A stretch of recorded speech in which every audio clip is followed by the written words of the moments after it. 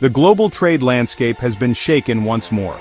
President Trump imposed a sweeping 25% tariff on all steel and aluminum imports. This aggressive move, affecting all countries without exception, has reignited a trade war that had been simmering for years. The decision sent shockwaves through the international community, particularly among long-standing allies like Canada and the European Union. The Trump administration argues that these tariffs are necessary to protect American jobs and industries from unfair foreign competition. They claim that a surge in cheap imports has undermined domestic production, threatening national security by weakening a critical sector.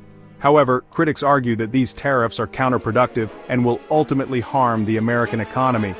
They point to the fact that these tariffs will raise prices for consumers and businesses, potentially leading to job losses in industries that rely on imported steel and aluminum. Additionally, they argue that these tariffs will invite retaliation from trading partners, further escalating tensions and harming the global economy. The immediate impact of these tariffs was felt across financial markets, with the S&P 500 index experiencing a sharp decline. This volatility reflects the uncertainty and concern among investors about the potential consequences of a full-blown trade war. While the Trump administration remains steadfast in its belief that these tariffs are necessary, the international community is bracing itself for a protracted and potentially damaging trade conflict. Canada and the European Union, caught off guard by the sudden imposition of tariffs, wasted no time in announcing retaliatory measures. Canada responded with tariffs on $20 billion worth of U.S. goods, targeting key exports like steel, aluminum, tools, computers, sporting goods, and cast iron. This targeted approach aims to inflict maximum economic pain on U.S. industries while minimizing the impact on Canadian consumers. Furthermore, Ontario Premier Doug Ford imposed a 25% tariff on electricity exports to 3 U.S. states, Minnesota, Michigan, and New York.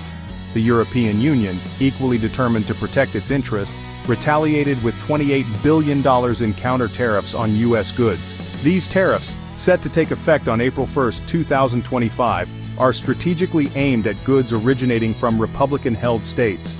This calculated move aims to exert political pressure on the Trump administration by targeting its base of support. While both Canada and the EU have expressed a willingness to negotiate a resolution, they remain firm in their resolve to protect their industries and workers from what they perceive as unfair trade practices.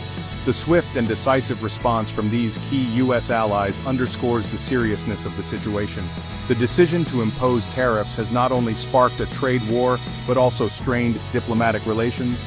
The escalating tensions have raised concerns about the future of global trade and the potential for a domino effect, with other countries feeling pressured to take sides or impose their own protective measures.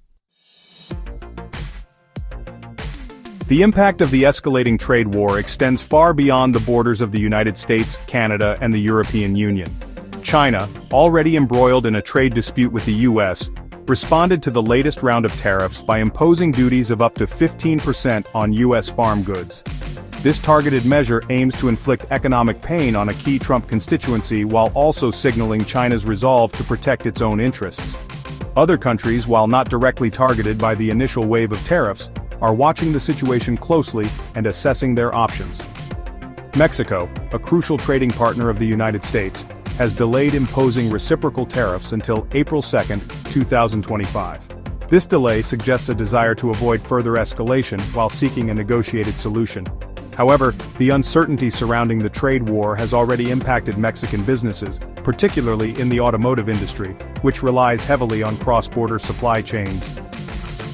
The United Kingdom, in the midst of negotiating its own trade deal with the United States following its exit from the European Union, has so far refrained from retaliating.